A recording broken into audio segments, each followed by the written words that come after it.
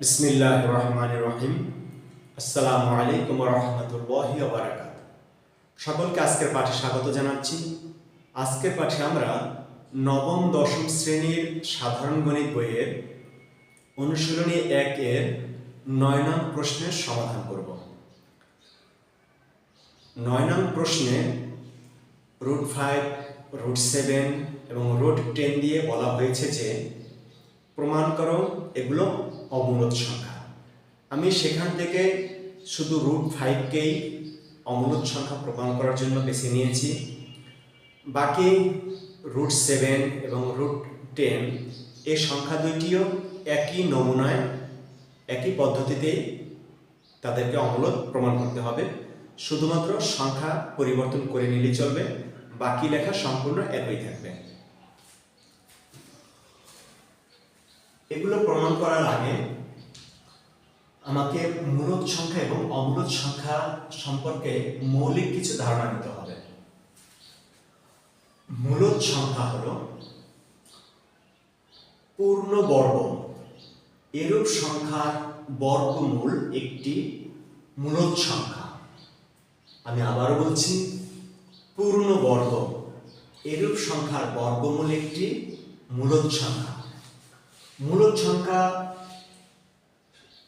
পূর্ণ সংখ্যা হতে পারে, সসীম দশমিক ভগ্নাংশ হতে পারে, আবৃত দশমিক ভগ্নাংশ হতে পারে। মূলদ সংখ্যাকে দুইটি সহমৌলিক স্বাভাবিক সংখ্যার অনুপাতে সাজানো যাবে। অর্থাৎ মূলদ সংখ্যাকে p/q আকারে সাজানো যাবে, যেখানে p ও q সহমৌলিক স্বাভাবিক সংখ্যা এবং উভয়ের মানই একের থেকে বড় হবে। এরপর আসছি আমি অমূলদ সংখ্যার সংজ্ঞায়।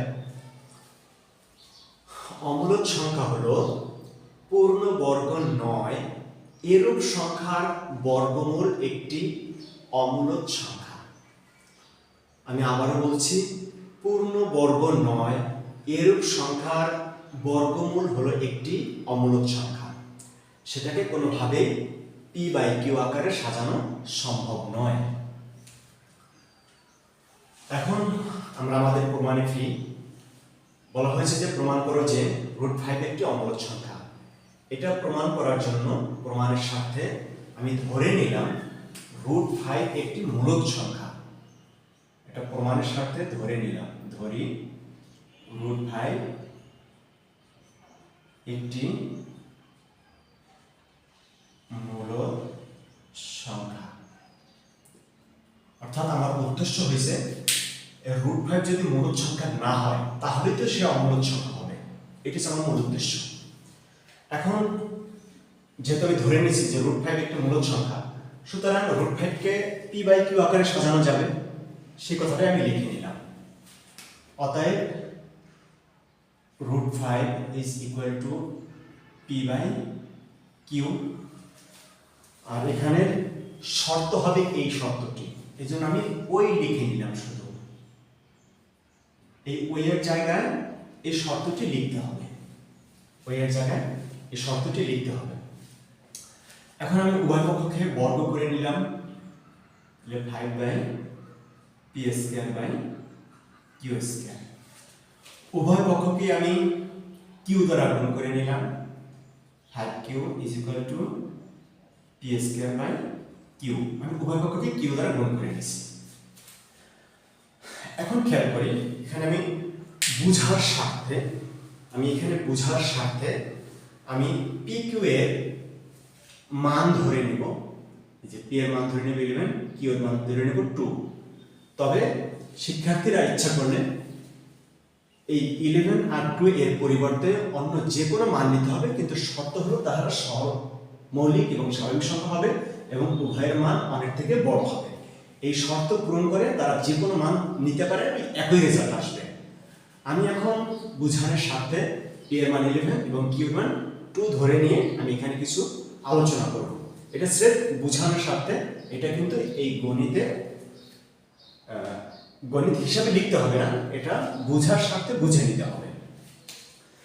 যেমন এখানে দেওয়া আছে আমার 5q, আমি নিলাম এখানে 5q।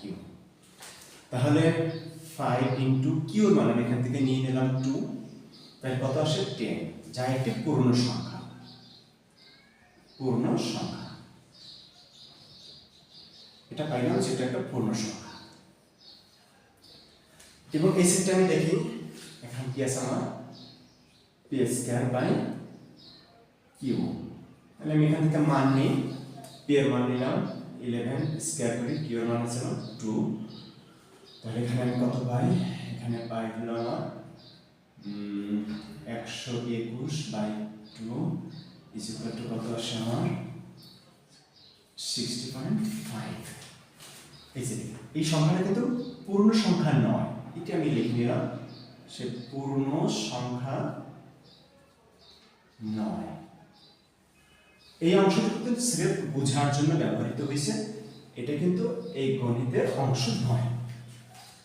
শিক্ষার্থীর ইচ্ছে করলে এখানে পিকিউ এর পরিবর্তে যে কোনো দুটি সমমূলের সংখ্যা নিয়ে কাজ করলে এই একই রেজাল্টই আসবে, এই একই রেজাল্ট আসবে। তাহলে আমি লিখতে পারি স্পষ্টতই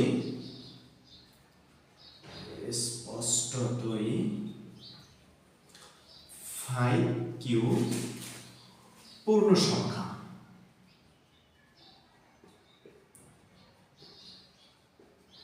কিন্তু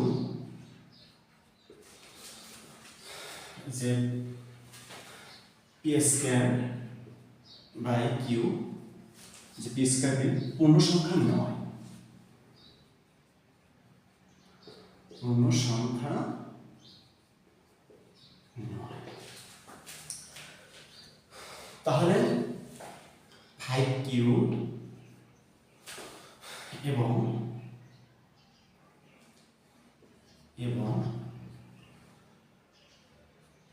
পি স্কয়ার বাই কিউ সমান হতে পারে না। অতএব 5q is not p square by q। অতএব √5 কে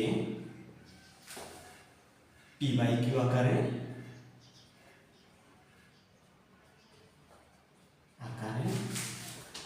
প্রকাশ করা যায় না বা লেখা যায় না। আমি প্রকাশে লিখলাম, প্রকাশ করা যায় না। অতএব √5 is not equal p by q।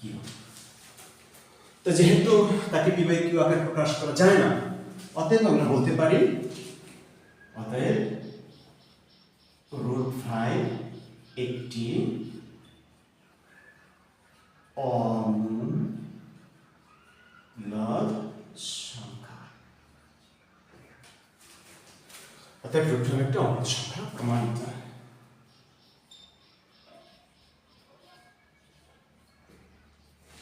হয়ে গেল আমাদের প্রমাণ। আশা করি বুঝতে অনেক সহজ হয়েছে। আল্লাহ তাআলা সকলকে বুঝার তৌফিক দান করুন। আল্লাহ তাআলা সকলকে ভালো রাখুন, সুস্থ রাখুন। এতক্ষণ সাথে থাকার জন্য সবাইকে ধন্যবাদ। সবাইকে আগামী পাঠে আমন্ত্রণ জানিয়ে আজকের পাঠ এখানে শেষ করছি। আসসালামু আলাইকুম ওয়া রাহমাতুল্লাহি ওয়া বারাকাতুহু।